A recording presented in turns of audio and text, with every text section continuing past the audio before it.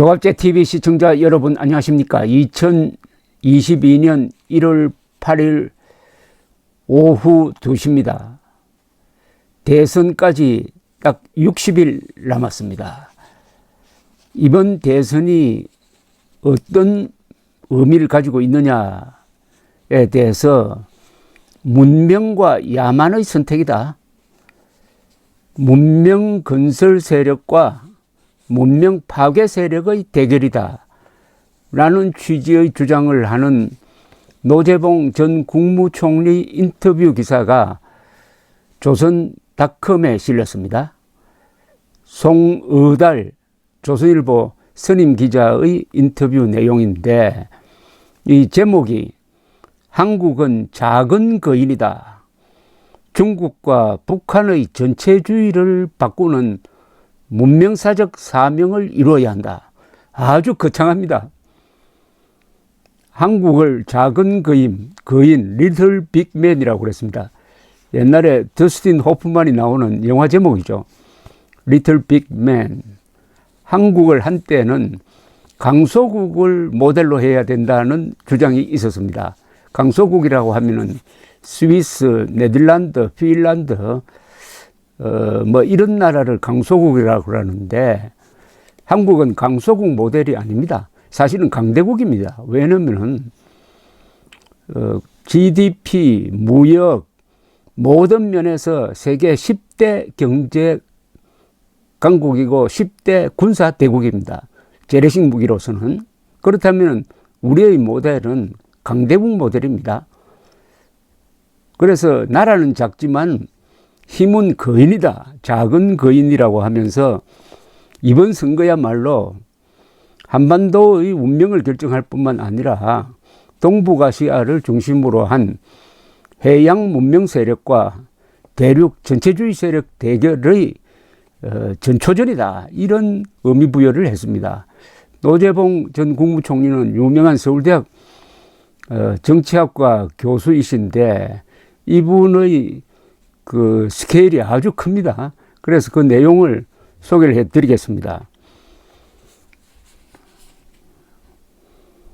대한민국 존재 이유가 유지될 것인가, 소멸될 것인가를 결정짓는 분수령이다. 이분은 3월 9일 대선을 이렇게 정의를 하고 있습니다.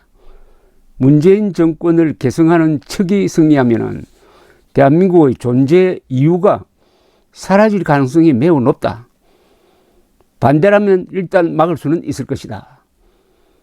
그가 말한 대한민국의 존재 이유는 헌법 제10조에도 명시된 개인의 인권, 개인의 자유, 이 개인이란 존재입니다. 여기에 대해서 노재봉 전 총리는 이렇게 이야기합니다. 개인과 자유가 바로 대한민국의 존재 이유다. 개인과 자유라는 개념은 한반도에서 1948년 대한민국 정부 수립 후에 처음 생겼다. 북한에는 지금까지 존재해 본 적도 없다. 문재인 정권은 출범 후 두 가지를 줄기차게 없애려 했다.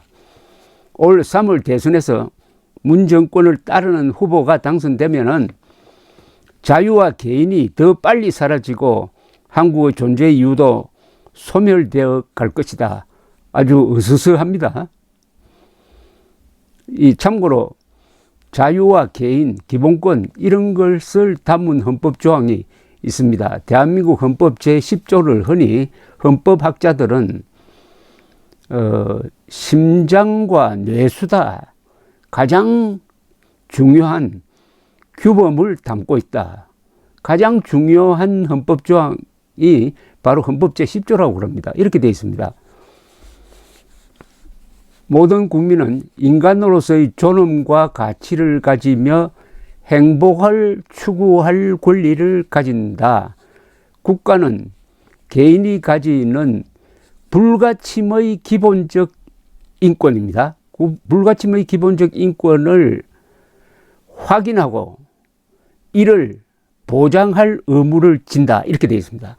한마디로 요약하면은 개인의 인권과 개인의 자유를 불가침의 권리로 인정하고 국가는 적극적으로 보장해야 한다. 바로 여기에 개인과 자유라는, 개인과 인권이라는 개념이 들어있는 것이죠. 개인과 자유는 대한민국이 해양 문명 세력과 손잡은 덕분이라고 노 전 총리는 이야기합니다. 문재인 정권은 건국 후 대한민국 발전의 생명줄이자 원천인 해양 문명 세력과의 관계를 의도적으로 끊고 대륙 중국과의 밀착을 꾀해 오고 있다. 그 결과 해양 세력인 미국, 일본과 소원해져 외교적으로 고립되었다. 한반도 적화 통일 노선을 바꾸지 않은 북한에 대해서는 평화 환상에 빠져 스스로를 무장해제했다. 노 전 총리는 이어서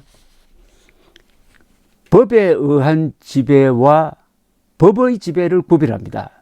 이게 아주 미묘한 개념입니다. 법치, the rule of law, 이거는 법의 지배입니다. 법치와 법에 의한 지배, the rule by law는 외관상 비슷해도 엄연히 다르다. 공산당 일당 독재 국가도 법에 의한 지배를 한다. rule by the law를 한다는 거죠. 그런데 문재인 정권은 rule of the law를 안 한다. 법의 지배를 실현하지 않는다는 겁니다. 법에 의한 지배를 한다는 겁니다. 법에 의한 지배, rule by the law는 악법을 막 만들어가지고 공수처 같은 거죠. 외관상 법치를 하는 것처럼 하면서 법치를 파괴한다는 겁니다. 마찬가지죠. 히틀러도 rule by the law, rule by the law, 법에 의한 법치를 하면서 독재를 했습니다. 법의 지배가 아니고 법에 의한 지배입니다. 법의 지배는 법이 주인공이 되는 것이고, 법에 의한 지배는 그 악법을 만드는 독재자가 좌지우지한다는 뜻입니다. 우리나라는 지금 법치를 해야 하는데, 즉 법의 지배를 받아야 하는데 법에 의한 지배를 받는다. 악법에 의한 지배를 받는다. 이런 말씀이었습니다. 그는 문재인 정권이 국가 권력을 내세움으로써 개인의 자유를 제어하고 있다고 보았습니다. 이렇게 이야기했습니다. 역대 정부는 도로, 항만 같은 기간 산업으로 국가의 역할을 한정하고 민간 기업들이 세계로 나가 경쟁하며 힘을 키우는 자조 전략을 취했다. 덕분에 시민사회와 관료 조직이 성장했다. 그런데 문재인 정권이 시민단체들을 관변화함으로써 국가 권력의 횡포를 경제할 수 있는 방법도 없어졌다. 그러니까 요새 환경단체 침묵하고 있지 않습니까? 이른바 인권단체 다 침묵하고 있지 않습니까?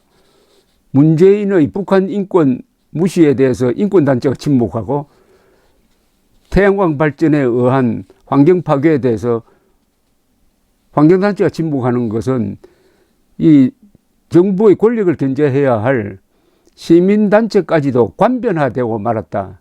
NGO는 non-government인데 이거는 NGO의 다른 의미인 near government, 친정부 조직으로 바뀌었다는 겁니다. NGO가 아니라 친정부 조직으로 바뀌었다는 겁니다. 노 전 총리는 이어서 이번 대선은 한반도를 넘어 세계사적, 문명사적 의미가 크다고 보았습니다. 대한민국은 지도상으로 보면 작은 나라이지만 유라시아 대륙과의 관계에서는 작은 거인이다. 우리 주변 대륙은 중국, 러시아 등 온통 독재의 전체주의 국가들이다. 대한민국은 세계사적 의미를 갖는 자유와 야만이란 투쟁의 최일선에 서 있는 전초국가이다. 어떻습니까? 이번 대선을 보는 시야가 이렇게 커지고 있지 않습니까? 노재봉 전 총리는 대한민국은 중국, 북한 같은 대륙 국가의 전체주의를 바꾸는 역사적 사명을 갖고 있다. 반대로 한국이 무너지면은 대륙 전체가 전체주의화된다. 한국의 운명은 한국만이 아니라 인류의 것이기도 하다. 이런 어마어마한 의미를 가지고 선거에 임해야 될 텐데 바로 이런 문제를 정확하게 표출시켜야 할 사람이 바로 윤석열, 안철수 두 사람입니다. 그런데 그렇게 하고 있습니까?